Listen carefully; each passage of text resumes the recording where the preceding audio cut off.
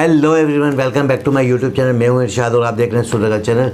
दोस्तों, आज हमारे साथ मौजूद हैं Simar Shaikh. Hello my YouTube family, कैसे हैं आप लोग? उम्मीद करती हूँ खैरियत से होंगे, जहाँ होंगे खुश होंगे। और जहाँ कहीं भी हैं जल्दी से हमारे चैनल को लाइक कमेंट सब्सक्राइब करना नहीं भूलिएगा। बेल के आइकन को जरूर प्रेस कीजिएगा ताकि न्यू आने वाली वीडियोस आप तक पहुँचती रहे। सजेस्ट और कमेंट तो बनता ही है। जी दोस्तों, आज फिर एक नई वीडियो के रिएक्शन के लिए बहुत ही ज़बरदस्त एक वीडियो है, क्योंकि जब ये चंद्रयान 3 लॉन्च किया और उसके बाद जो है मोदी जी ने स्पीच की थी, उसमें ही बता दिया था कि भाई L1 मिशन जो है सूर्ययान जो है उसको लॉन्च किया जाएगा। और उसकी डेट इन्होंने अनाउंसमेंट भी कर दी 2 सितंबर। तो 2 तारीख जो है कल है और अब जो है ना सूर्ययान मिशन के लिए जो है ना इनकी तैयारी मुकम्मल है। और तो देखते हैं इस सूर्ययान मिशन में, L1 मिशन में क्या चीज़ें हैं, किस तरह ये जो है लॉन्च किया जाएगा। यानी कि चंद्रयान बहुत सुन चुके हैं, अब सूर्ययान सुनेंगे, सुनना पड़ेगा।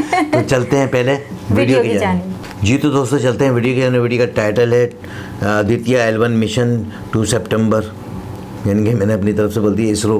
तो देखते हैं 2 सितंबर में जो है ये लॉन्च किया जा रहा है सूर्ययान मिशन। फिर से हमारे वैज्ञानिकों पर गर्व करने का दिन है। आप सोच रहे होंगे कि चंद्रयान 3 की लैंडिंग के बाद अब ऐसा क्या ऐतिहासिक काम हुआ। तो आपको बता दें कि ये रहस्य असल में चांद से नहीं बल्कि सूर्य से जुड़ा हुआ है।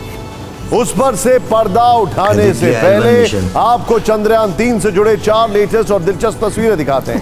पहला वीडियो प्रज्ञान रोवर से जुड़ा हुआ है। चंद्रमा पर रोवर प्रज्ञान के सोलर पैनल ने काम करना शुरू कर दिया है। 2 सेगमेंट वाले विक्रम लैंडर के रैंप ने रोवर को नीचे उतारने में मदद की। इसी से रोवर को नीचे उतरना था। इसके बाद रोवर का सोलर पैनल खुल गया ताकि पावर जनरेट किया जा सके। गौर करने वाली बात यह है, अभी चांद पर मतलब अब मिलाकर 2 दिन मिलाकर तो टोटल 14 दिन सूर्य की रोशनी रहेगी, गर्मी रहेगी, तापमान बल्कि 55 डिग्री तक जाएगा और फिर एकदम ठंड हो जाएगी और तापमान -200 हो जाएगा। इसरो ने आज शाम का ये वीडियो ट्वीट किया। इसरो ने इससे पहले प्रज्ञान के सतह पर उतरने का वीडियो भी जारी किया था। इसमें देखा जा सकता है कि रोवर रैंप के सहारे धीरे धीरे चांद पर उतरा और वो बिल्कुल सही सलामत है। अब से 2 घंटे पहले इसरो ने बताया कि प्रज्ञान रोवर सतह पर अब तक 8 मीटर चला है। चांद पर 8 मीटर चलना बहुत बड़ी बात है। इसरो ने इसके अलावा एक और वीडियो लैंडिंग से ठीक पहले का शेयर किया। ये देखिए, जो अंदर के कैमरास थे उससे वो ऑन हो गए। विक्रम लैंडर ने जब सतह को टचडाउन किया उससे ठीक पहले की तस्वीरें हैं। इसमें एक नहीं, चांद पर बने कई छोटे बड़े गड्ढे जिसको क्रेटर्स कहते हैं वो नजर आ रहे हैं। ये चौथी तस्वीर भी देखिए। चंद्रयान 2 ने चंद्रयान 3 की तस्वीरें ली हैं। चंद्रयान 2 ने चंद्रयान 3 की तस्वीरें ली हैं। लैंडर जहां उतरा है, चंद्रयान 2 के ऑर्बिटर ने उस जगह की तस्वीरें खींचकर इसरो को भेजी है। ये असल में 2 फोटो हैं। बाईं तरफ वाली फोटो में जगह खाली है, जबकि दाहिनी फोटो में लैंडर ने ठीक इसी जगह लैंडिंग की थी। अब वो अपडेट जो चांद से नहीं सूरज से जुड़ा हुआ, 2 भी वहीं पर ही है। इसरो सूर्य पर स्टडी के लिए भी तैयारी तेज कर चुका है। हमने आपको 3 दिन पहले ही बताया था कि चंद्रयान के बाद भारत मिशन सूर्ययान की लॉन्चिंग पर काम शुरू कर देगा। आज से जुड़ी अहम तारीख सामने आई है। 2 सितंबर को आदित्य L1 लॉन्च हो जाएगा। 2 सितंबर को इसरो अपना पहला सूर्य मिशन लॉन्च करेगा। आंध्र प्रदेश में श्रीहरिकोटा के सतीश धवन स्पेस सेंटर से मिशन आदित्य L1 लॉन्च किया जाएगा। आपको ध्यान होगा, जब चंद्रयान 3 की सफल लैंडिंग हुई थी तो पीएम मोदी ने इसरो के वैज्ञानिकों को बधाई देते हुए उसी वक्त मिशन सूर्ययान का जिक्र किया था। आदित्य L1 को जल्द लॉन्च करने का भरोसा जताया था। हमने भविष्य के लिए कई बड़े और महत्वाकांक्षी लक्ष्य तय किए। जल्द ही सूर्य के विस्तृत अध्ययन के लिए ISRO Aditya L1 mission launch करने जा रहा है। इसके बाद शुक्र भी इसरो के लक्ष्यों में से एक है। L1 मिशन लॉन्च करने जा रहे हैं।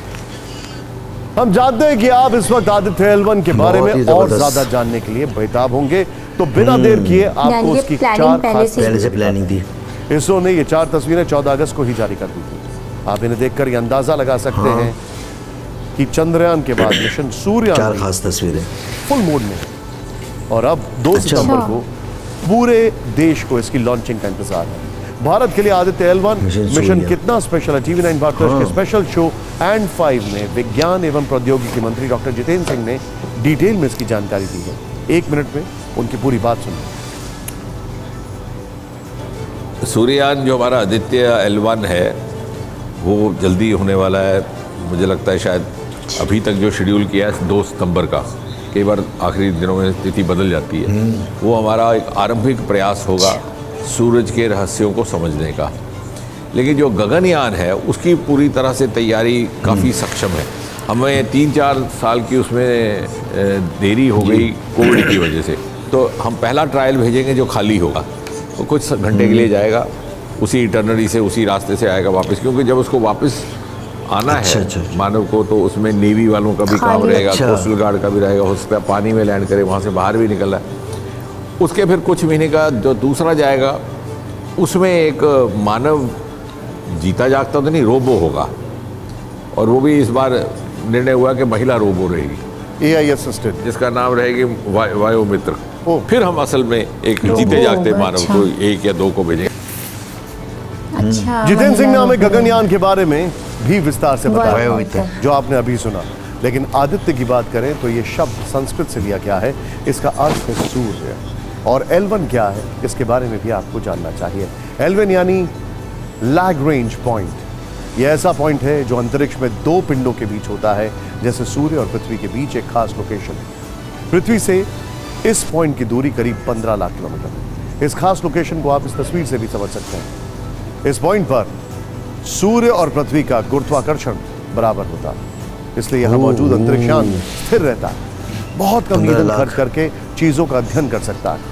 यहाँ का हॉलो ऑर्बिट ऐसी जगह है जहां ग्रहण का प्रभाव नहीं पड़ता है, जिसके कारण यहां से सूरज हर वक्त दिखाई देता है। आदित्य L1 लॉन्चिंग के 4 महीने बाद इसी हॉलो ऑर्बिट पर तैनात होगा और यहीं से सूर्य का अध्ययन करेगा। 1772 में फ्रांस के गणितज्ञ जोसेफ लुई लैग्रेंज ने इस पॉइंट की खोज की थी, इसीलिए लैग्रेंज पॉइंट इसे कहते हैं। अब हम आपको एक रिपोर्ट के जरिए बताते हैं कि इस मिशन की जरूरत क्यों है, सूर्य की स्टडी करके भारत को क्या हासिल होगा और इससे दुनिया को क्या लाभ होगा।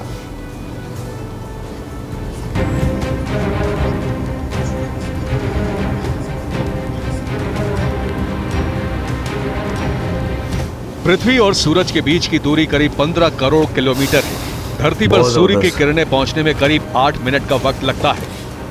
आदित्य L1 जहां तैनात होगा, धरती से ये दूरी करीब 15 लाख किलोमीटर और इस दौरान Aditya L1 solar coronal ejection यानी सूर्य के ऊपरी वायुमंडल से निकलने वाली लपटों का एनालिसिस करेगा। लाख किलोमीटर। ये लपटें हमारे कम्युनिकेशन नेटवर्क और पृथ्वी पर होने वाली इलेक्ट्रॉनिक गतिविधियों को प्रभावित करती हैं। एक इवेंट हुआ था, शायद 1843 का समय रहा होगा वो। उस वक्त सूरज से ऐसे ही high energy particles, high energy radiation धरती की साइड चले थे और जब वो धरती पे पहुंचे थे तो उस वक्त हालत ये हो गई थी कि वहाँ पर धरती पे अपने आप छोटे छोटे स्पार्क्स होने लगे थे, क्योंकि वो हाई एनर्जी पार्टिकल धरती तक पहुँच गए थे।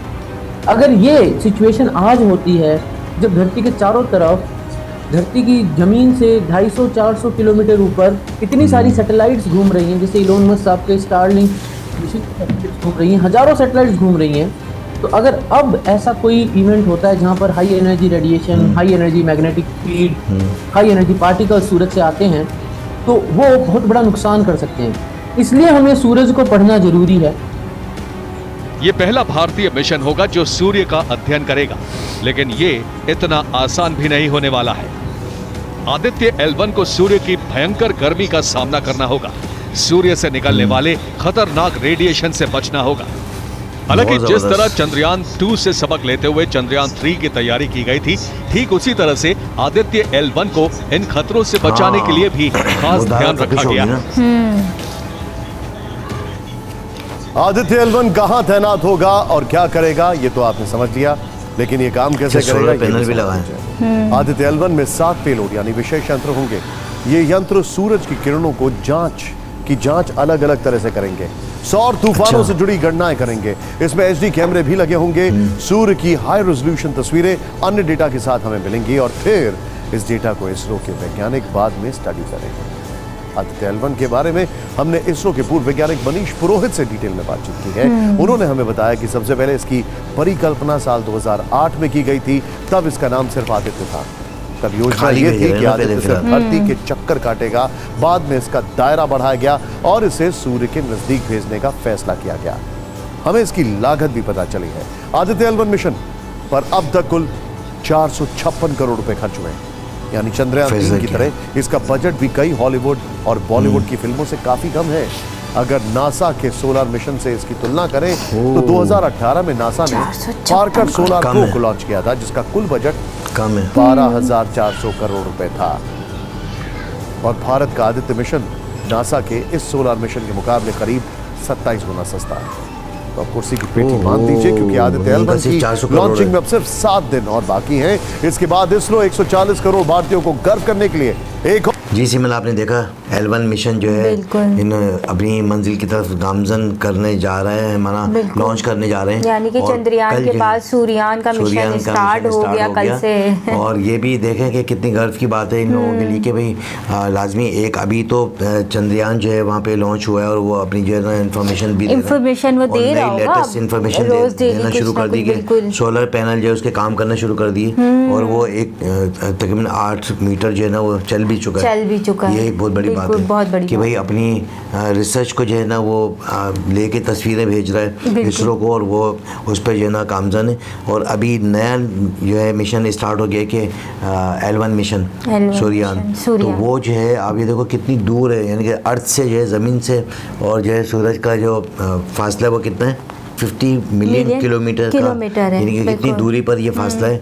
और ये अपना जो है सफ़र तय करेगा और पता नहीं, ये नहीं पता कि अच्छे कितने दिनों में पहुंचेगा, ये अभी कोई आइडियाज़ नहीं है। क्योंकि फर्स्ट टाइम जो है मैं समझता हूँ फर्स्ट कंट्री इंडियन है, पहली कंट्री जो सूर्ययान की तरफ जो है ना गामजन हुई है। और उसके बाद जो है वहाँ की जो तस्वीरें आएंगी तो और मज़ीद जो है कुछ इन्फॉर्मेशन मिलेगी।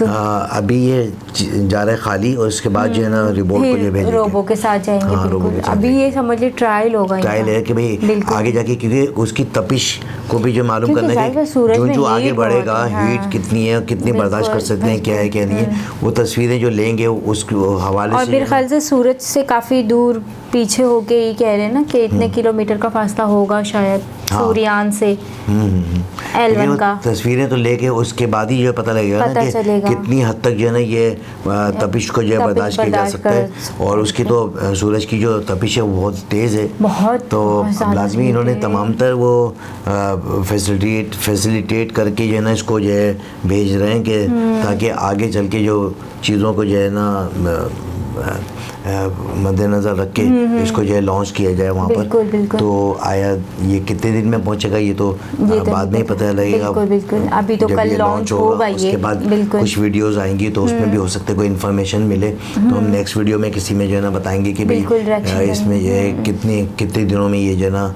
ये पहुँचेगा। अच्छा, ये बहुत बड़ी बात है कि चाँद पर जो है जब पहुँचने में जो है लागत कम आई है, जबकि चाँद इतनी दूर नहीं है और सूरज उससे भी कहीं ज़्यादा दूर है और इसमें जो है लागत कम आ रही है। ये भी एक सवालिया निशान है ना। सूरज में ज़्यादा आए हैं या चाँद? सूरज में कम आ रहे हैं, चाँद में ज़्यादा आ रहे हैं। और सूरज दूर है, 615 करोड़ रुपए उस पर खर्च हुए हैं और इसमें जो है ना 456 करोड़ रुपए खर्च हुए हैं सूरज में। तो हालांकि ये मुश्किल वो है प्रोजेक्ट है, क्या पता मुश्किल टास्क हो, उसमें बहुत सारी चीज़ें इसमें मुश्किल है, उसमें इतना मुश्किल नहीं था। लैंडिंग में उसमें मुश्किल था क्योंकि वहाँ गड़े हैं काफ़ी सारे जो है ना, उसको लैंड करने में जो प्लेस सही नहीं मिल रहा। और सबसे बड़ी बात ये कि इस वीडियो के तवज्जो से पता लगा कि चंद्रयान 2 भी जो है काम कर रहा है, उसने चंद्रयान 2 ने जो है इसरो को जो है तस्वीरें भेजी हैं। तो इसका मतलब ये कि लैंड कर चुका था वहाँ पर, लेकिन इनका राब्ता मुंतका हो गया। हाँ, यानी कि अभी मौजूद है वो वहाँ पर मौजूद है। अभी कैसे फिर राब्ता इनका हो गया? जब राब्ता मुंतका हो गया था तो मुनक़ता हो गया था।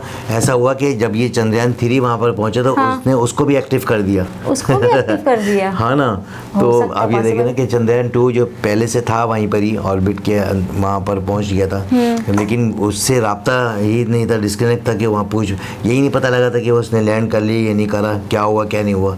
लेकिन इसके जाने के बाद जो पता लगा कि वो लैंड कर चुका था और वहाँ पर ही मौजूद है और वो भी एक्टिव पोजीशन में काम कर रहे हैं। लेकिन लैंडर जो है ना ये अभी जो है इसका निकला है अपना रोवर, इसका चंद्रयान 3 का, उसने तमाम तर जो है ना ये इंफॉर्मेशन जो है जनरेट की है इसरो को। तो बहुत ही ज़बरदस्त ये वीडियो है और इंडिया वालों के लिए ये गर्व की बात है कि भाई पूरी दुनिया में इन्होंने जो है ना हैरान कर दिया कि पहले तो ये यानी कि 3 ने 2 का भी न्यूज़ दे दिया कि भाई वो भी मौजूद है। चंद्रयान 3 ने तमाम तर पूरी दुनिया को हैरान कर दिया कि हमने पहुँच कर जो है ये स्टडी की और इसके बाद जो है अब इन्होंने L1 मिशन भी जो है लॉन्च कर दिया। उसके बाद मैं समझता हूँ कोई और मिशन भी होगा, वो एक के बाद एक मिशन रेडी रहता है इनका। अब इन्होंने सूर्ययान का मिशन ये कर रहे हैं फॉलो, तो क्या पता कोई चौथा मिशन चल रहा होगा। हो सकता है कोई समंदर के अंदर भी कोई रिसर्च करने चले जाए, क्योंकि देखो रिसर्च का जहाँ तक ताल्लुक होता है इसरो जो है अपना मुस्तकिल जो है काम कर रहा है और उनके जो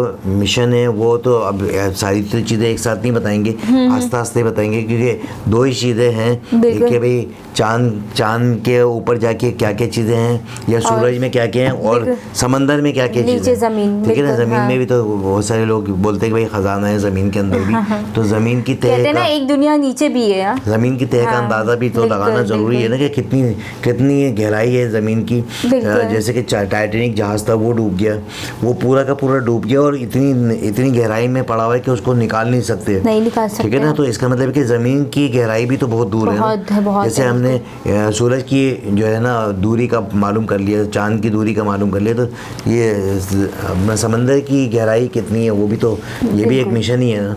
तो देखते हैं कि आगे क्या होता है और कौन कौन से जो है मिशन जो है स्टार्ट होते हैं इंडिया के।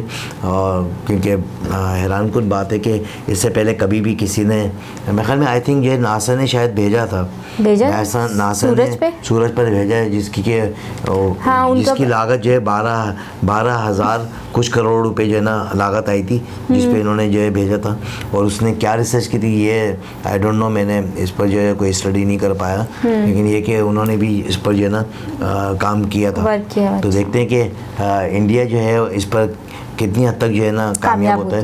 वो तो जब ये लॉन्च होगा उसके बाद जब जितने दिन आगे गुजरेंगे पता लगता रहेगा। तो दोस्तों इसके साथ ही मुझे और सिमल शेख को इजाज़त दें, नेक्स्ट वीडियो में दोबारा से मुलाकात होगी, तब तक के लिए इजाज़त, अल्लाह हाफिज़।